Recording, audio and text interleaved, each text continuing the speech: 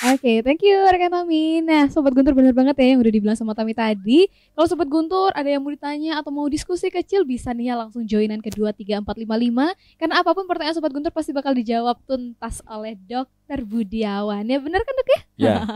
Nah, oke deh Dok. Nah karena tadi nih ya Dok ya kita sempat gini ada pertanyaan yang belum terjawab nih Dok ya. Mengenai yang tadi itu Dok, ada salah satu artis yang mungkin juga bisa dikatakan olahragawan yang justru malah meninggal karena serangan jantung itu sendiri Dok. Itu apa ada hubungannya dengan olahraga yang dilakukan atau bagaimana Dok?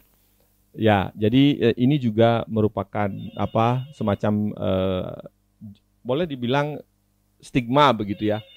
Ini yang saya katakan, olahraga harus dilakukan dengan baik, benar, terukur, teratur. Artinya kita memang harus tahu kondisi diri kita. Kita harus melakukan pemeriksaan sebelum melakukan aktivitas gitu. Jadi bukan salah olahraganya, olahraga itu tidak pernah salah. Artinya olahraga tetap olahraga. Nah persoalannya yang melakukan bagaimana gitu. Dan kebetulan karena seorang public figure, lalu tiba-tiba menyedot perhatian banyak orang, meninggalnya setelah berolahraga, seolah-olah olahraga adalah kambing hitam. Padahal sebenarnya tidak ada sesuatu dengan olahraganya. Jangan salahkan seperti almarhum Aji Mas Said, pulang main futsal langsung meninggal. Ada apa dengan futsal? Berarti kan seolah-olah seperti itu. Padahal kan seharusnya yang dipikirkan adalah, sudahkah yang bersangkutan almarhum mengetahui kondisi dirinya, enggak nanti dia memaksakan diri, melebihi denyut nadinya dan sebagainya. Nah, hal-hal semacam itu kan kita nggak pernah terungkap. Oke, nah Dok, karena sekarang udah ada penelpon yang masuk nih Dok ya, kita langsung angkat aja dulu. Ya, silakan. Halo, selamat pagi. Dengan siapa di mana? Selamat pagi. Selamat pagi Pak Dokter. Nggih. Dikit yang mau tanya nih Pak Dokter. Oke, dengan siapa di mana? Mohon maaf Bapak. Tadi yang disampaikan orang-orang yang sehat-sehat aja Dokter. Ini orang yang sakit nih Pak Dokter. Dilihat di masyarakat itu kan kadang ada misalnya sakit stroke, cuci darah, jantung. Yuk kita olahraga kayak olahraga rimba itu Dok. Disuruh muter gini sampai panas-panasan. Pernah saya lihat itu di lapangan, ada di pantai itu Dok. Apakah tidak mempengaruhi fisik yang sudah sakit itu Dok? Kadang saya heran, orang sakit muter dia sampai olahraga disuruh panas-panasan, kan dia sudah sakit Dok. Kayak sakit jantung, sakit stroke, cuci darah sudah yang parah-parah itu dibawa. Gimana nih Dok? Nggak mempengaruhi itu organ tubuhnya yang sudah sakit nih Dok. Ini Dok, semua Dok. Mohon maaf Bapak, dengan siapa di mana? Pak Ngurah nih ya. Oh Pak Ngurah. Baik, terima kasih Pak Ngurah. Baik Dok. Nah mengenai pertanyaan dari Pak Ngurah, oke kita tunggu dulu, kita tampung dulu pertanyaannya. Untuk penelpon kedua diangkat terlebih dahulu. Halo, selamat pagi. Dengan siapa di mana? Iya, pasti Guntur pasti beda. Pasti Guntur pasti beda. Baik, dengan siapa di mana? Masa lupa sih Santi? Oke, Gong De ya. Pastilah. Baik, silakan Gong De pertanyaannya. Pagi, Bapak Dokter. Halo. Iya, selamat pagi Pak. Iya. Begini Pak Dokter, kami sangat senang sekali mendengar apa yang kami mau tanyakan, Bapak sudah jawab di dalam pemaparan tadi, Pak. Bagus sekali, Pak.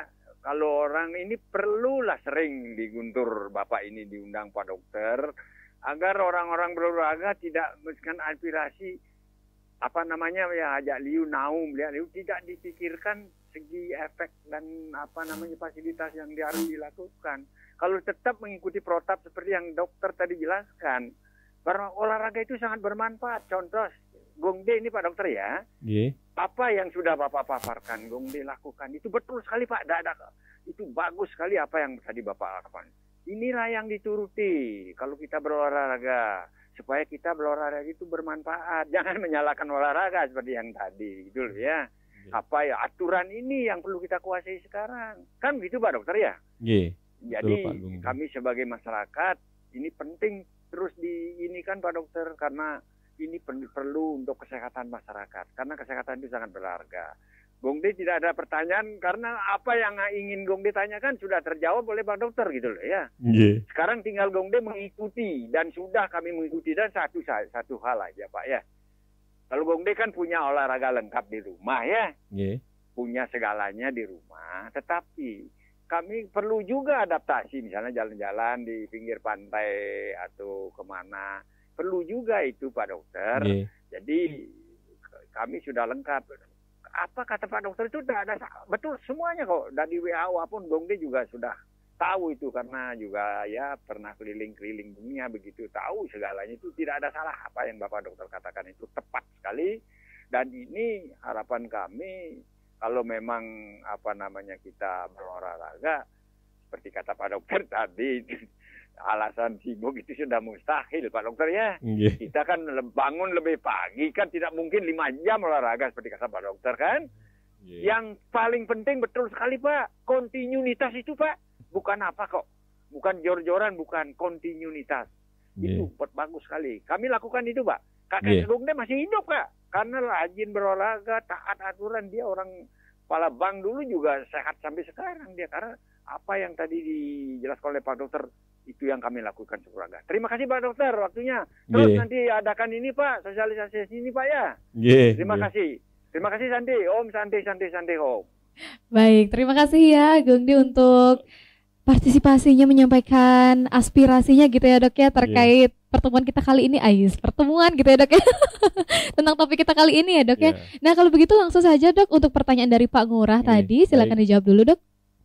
Baik, jadi terima kasih pertama untuk Pak Gong D, terima kasih sampun menyimak acara ini dari awal, jadi sudah sepakat dengan apa yang kita diskusikan. Mudah-mudahan Bapak Gong D sehat terus, tetap bisa berolahraga terus, dan bisa menginspirasi yang lain.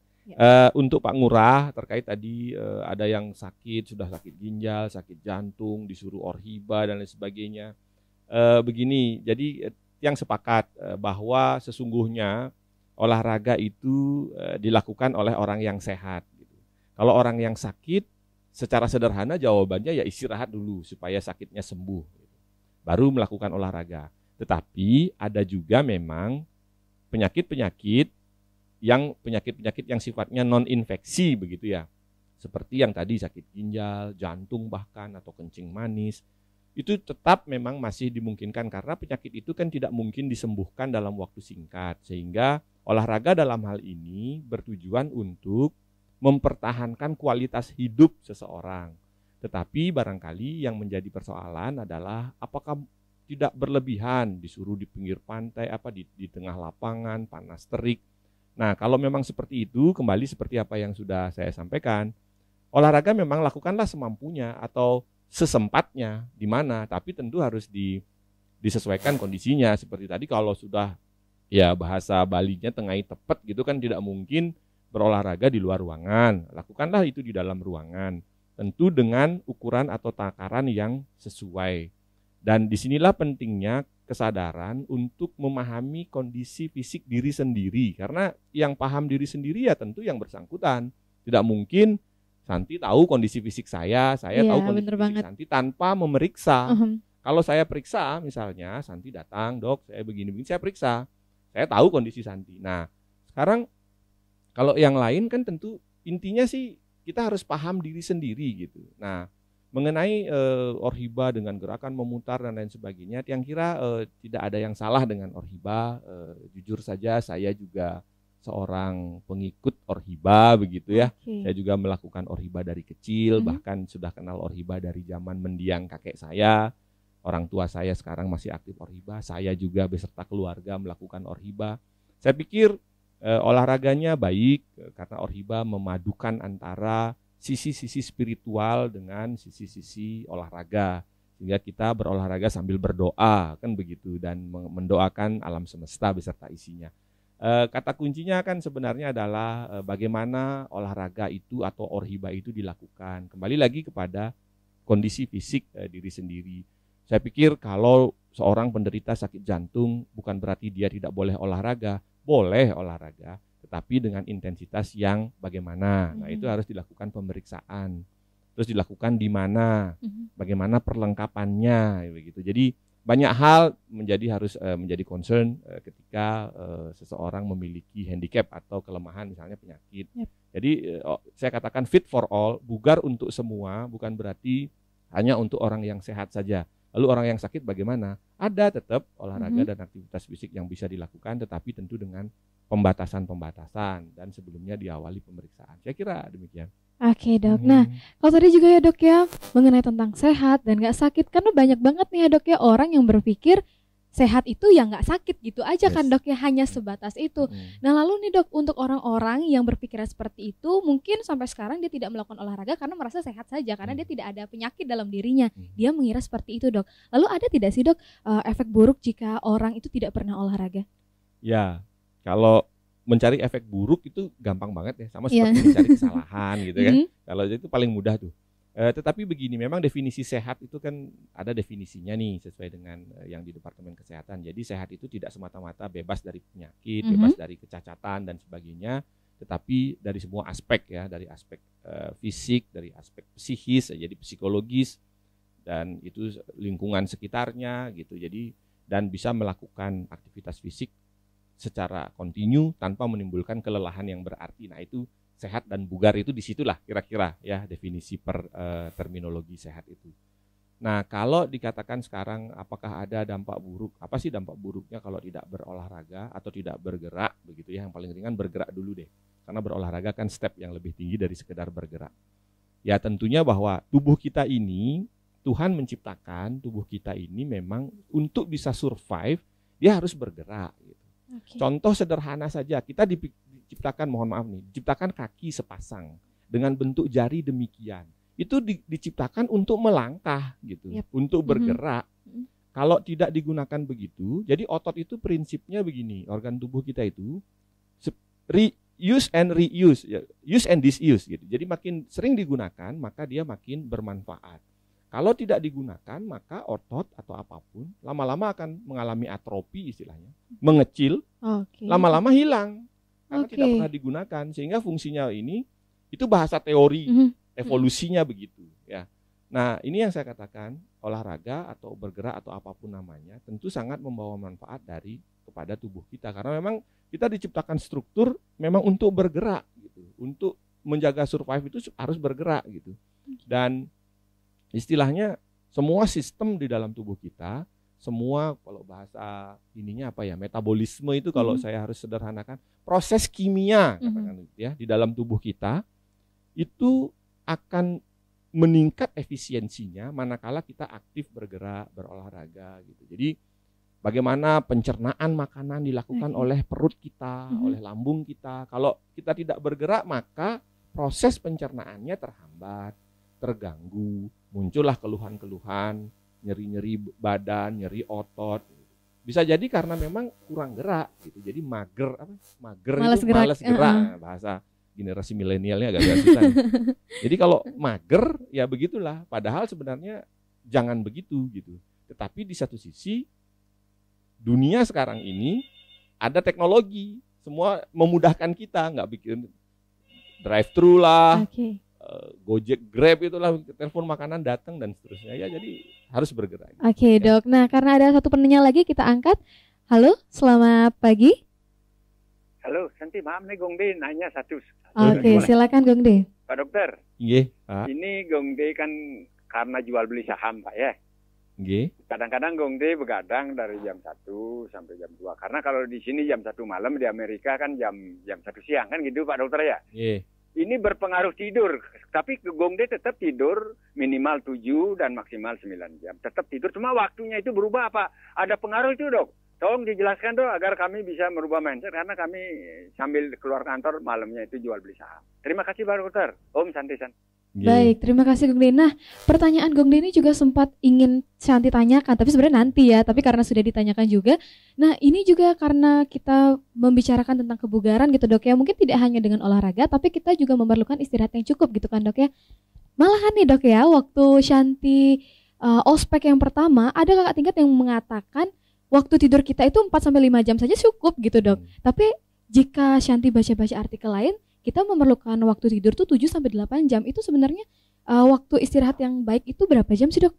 Ya jadi begini, menarik pertanyaannya Pak Gungdi. Tetapi syukur Pak Gungdi bisa mengubah jam biologinya, karena berbeda-beda setiap orang. Secara teori ada yang namanya biological clock gitu. Jadi jam biologi orang, irama sirkadian, irama hidupnya sudah teratur sedemikian rupa dan terpola. Dan kalau Pak Gungdi sekarang dengan aktivitasnya berubah, mengubah siang jadi malam gitu ya, aktivitas di siang hari dilakukan di malam hari, tetapi syukurnya beliau tetap bisa menjaga jumlah waktu tidur yang efektif sekitar 8 jam begitu. Saya kira itu yang sehat ya, kebutuhan untuk healthy lifestyle, istirahat yang cukup, saya sepakat. Nanti sebenarnya ingin saya simpulkan di akhir.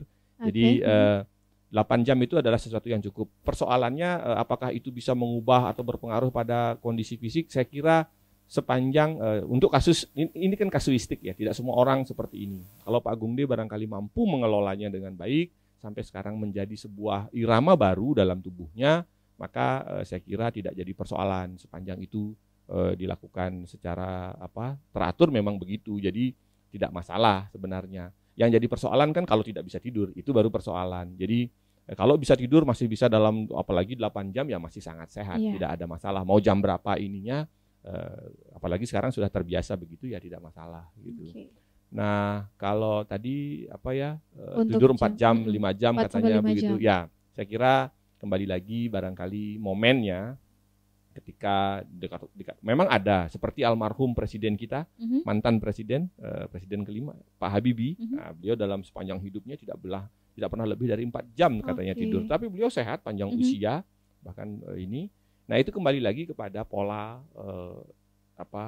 jam biologi tadi, seberapa intens beliaunya sangat konsisten pada itu dan diikuti dengan aktivitas-aktivitas dan tentu pola makan. Jadi healthy lifestyle atau gaya hidup sehat itu yang pertama tentu makan yang bergizi, istirahat yang cukup, hindari rokok gitu ya dan alkohol, berolahraga teratur. Sama satu lagi, sekarang ada menurut saya ya, ini opini saja sebenarnya. Gaya hidup sehat sekarang ditambah dengan kondisi seperti ini adalah hindari infeksi gitu. Hindari infeksi virus, hindari infeksi bakteri. Dengan cara apa? Mengikuti protokol kesehatan ya, kemana-mana harus pakai masker, jangan lupa cuci tangan, jaga jarak dan hindari kerumunan. Itu kan protokol yang menurut kita harus dan wajib lakukan. Jadi sekarang sebenarnya sudah ada kriteria baru lagi untuk gaya hidup sehat, yaitu hindari infeksi. Selain yang tadi, berolahraga, istirahat, makan teratur, hindari rokok, alkohol dan sebagainya. Saya kira itu. Ya. Nah tadi juga dokter sempat nih menyinggung masalah makanan, karena memang kebugaran bukan hanya olahraga dan istirahat, tapi juga harus menjaga makanan gitu ya dok ya. Tapi ada juga nih dok, yang mungkin nih ya dok yang ngira dirinya dia itu udah olahraga yang teratur, istirahatnya cukup, makan makanan yang dimakan ini yang tidak diatur gitu dok. Bahkan mungkin nih ya dok ya, 1 jam setelah olahraga dianya bukan setelah pendinginan bukannya makan yang secukupnya, tapi malah langsung makan daging, makan nasi dan makan makanan yang banyak. Itu sebenarnya baik atau enggak sih dok? Ya jadi baik, jadi ini sebenarnya juga sudah saya siapkan materi sampai akhir tahun ini. Jadi setiap bulan akan kita diskusi semacam ini. Tetapi intinya begini, saya sepakat tadi ketika mengatakan bahwa kita sudah berolahraga teratur, sudah istirahat cukup, tidak merokok dan alkohol dan sebagainya. Lalu tiba-tiba untuk makanan menjadi agak sedikit membabi buta, katakan demikian, karena merasa bahwa sudah sehat gitu ya, sehat gitu. Jadi banyak orang yang berpendapat seperti itu. Yang penting makan apa aja silakan, yang penting nanti olahraga gitu kan. Jadi olahraga itu bukan sebuah hukuman gitu ya. Bukan juga sebuah semacam pembebasan ketika kita sudah berolahraga maka kita boleh melakukan apa saja begitu, tidak. Saya hanya ingin mengajak bahwa ada beberapa video gitu kalau nggak salah viral. Olahraga itu adalah bentuk merayakan tubuh kita yang diciptakan. Jadi merayakan kita masih bisa berlari, kita masih bisa berjalan. Kalau kita melihat, mohon maaf, orang yang disable misalnya, nah di situ kita pasti akan merasa bersyukur bahwa masih bisa berlari, masih bisa berolahraga. Jadi tidak ada niatan sama sekali untuk dalam tanda kutip balas dendam gitu ya, bahwa saya sudah berolahraga sekian minggu, besok boleh deh saya makannya banyak apa segala macam. Jadi jangan dianalogikan semacam itu gitu. Jadi menurut saya tetaplah bahwa antara olahraga kemudian makan makanan yang bergizi, sehat dan teratur itu adalah memang pilar-pilar hidup sehat gitu. Jangan lalu di satu sisi dikuatkan lalu pilar yang lain dilemahkan ya, tentu ambruk juga bangunannya gitu. Anggap saja itu pilar. Kan semua pilar harus kokoh gitu. Tidak boleh olahraganya kenceng tapi makannya ngawur. Nah ini kan jadi seperti itu gitu. Saya kira itu sih. Oke dok, lalu jika ada orang yang bisa dikatakan kelebihan olahraga gitu dok ya, itu ada dampak negatifnya nggak sih dok? Ya, segala sesuatu yang berlebihan gitu ya pasti sesuatu pasti berdampak negatif gitu. Olahraga itu overtrain, berlebihan olahraga maka overtraining. Overtraining bisa ditandai dengan cedera. Pasti akan terjadi cedera olahraga kalau memang olahraganya dilakukan dengan berlebihan. Jangankan olahraga, kita kelebihan oksigen aja bisa fatal kok.